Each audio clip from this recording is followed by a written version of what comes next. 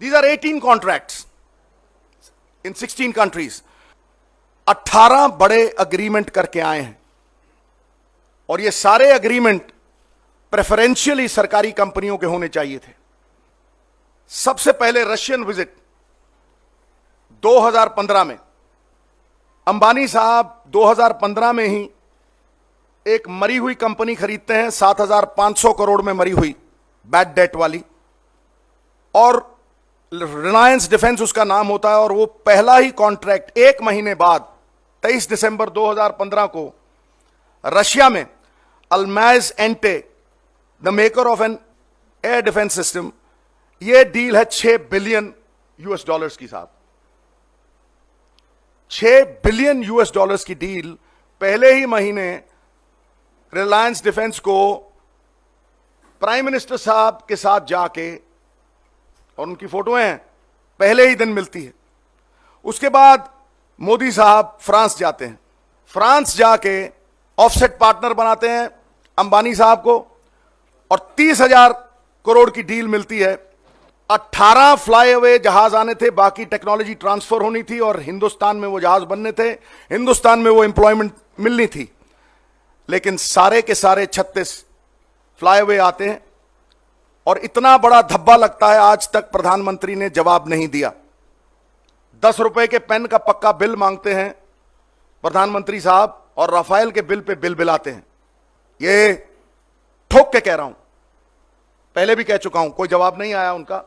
वैसे तो अगर जवाब होता तो पहले दिन ही आता है, 10 बंदे प्रेस कॉन्फ्रेंसें करते हैं, लेकिन यहां कोई जवाब नहीं आया।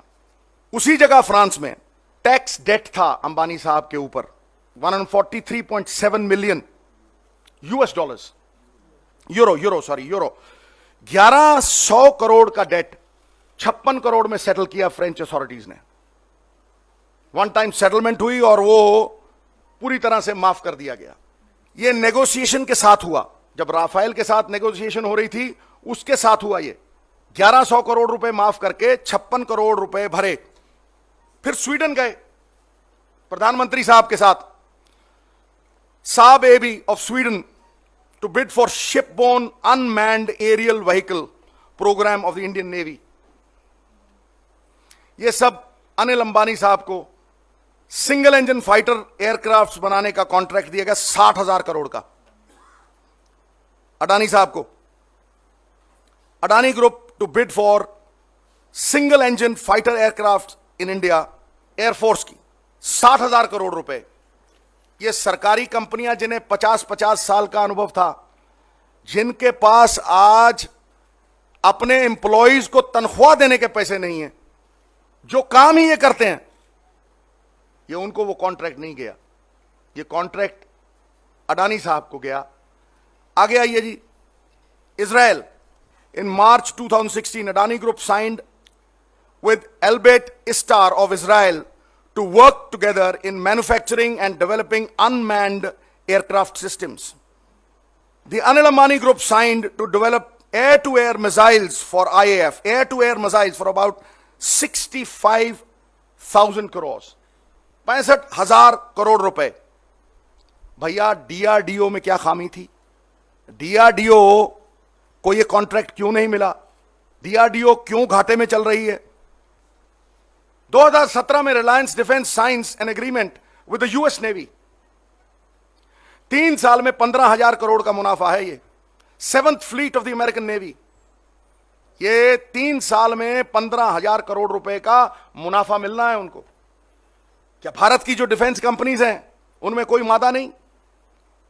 क्या उनके जो एम्प्लॉयज हैं उनको तनख्वाह नहीं मिलेगी? ये शिपमेंट कंपनीज, भारत की शिपयार्ड कंपनीज जो हैं, आप देखिए कितनी है, खत्म हो जाएंगी। ऑस्ट्रेलिया, अडानी साहब gets a commitment for world's largest greenfield coal mining project. Adani साहब signs the MOU with SBI for 6,200 के लोन ले लिया। वहां जाके कॉन्ट्रैक्ट साइन किया, MOU साइन किया, और आते ही 62,000 करोड़ का, 6200 करोड़ का लोन ले लिया कोल माइनिंग का SBI से। मलेशिया में जाते हैं, प्रधानमंत्री साहब के साथ जाते हैं, signs an MOU with Malaysia's MMC port for the extension of Port Klang, and signs an agreement for the development of integrated maritime city on Kerry Island involving 32 billion US dollars.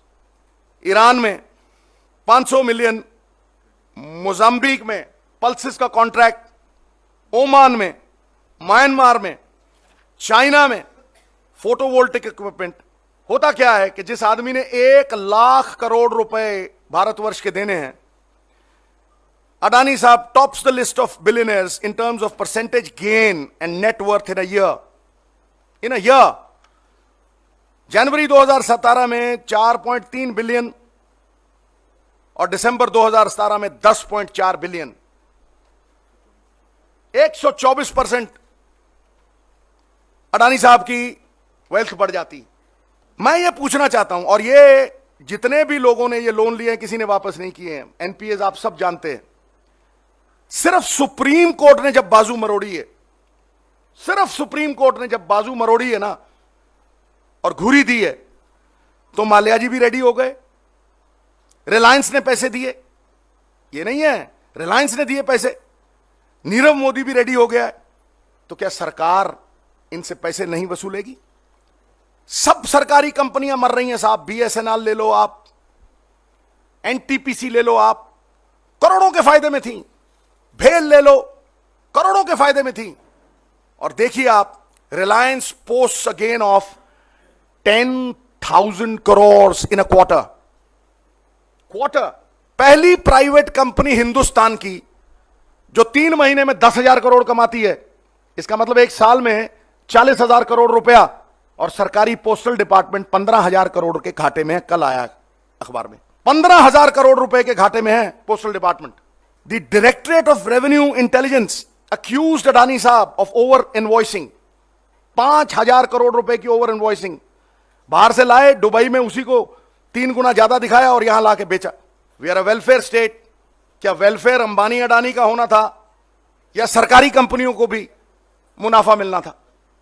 मैं पूछना चाहता हूं कि हर एक सरकारी company को मार के सिर्फ ये 2 लोग ही दिखे जिनको स्टेट के एक्सचेकर को मार के, स्टेट के मुनाफे को मार के ये मुनाफे दिए गए हैं। क्या निजी जेबों में ये पैसा नहीं जा रहा? क्या ये हिंदुस्तान के खजाने में पैसा आ रहा है? मैं ये जानना चाहता हूं, मेरा बड़ा सवाल जो आज प्रेस कॉन्फ्रेंस का है वो ये है कि is the prime minister of India a business development manager for Ambani and Adani?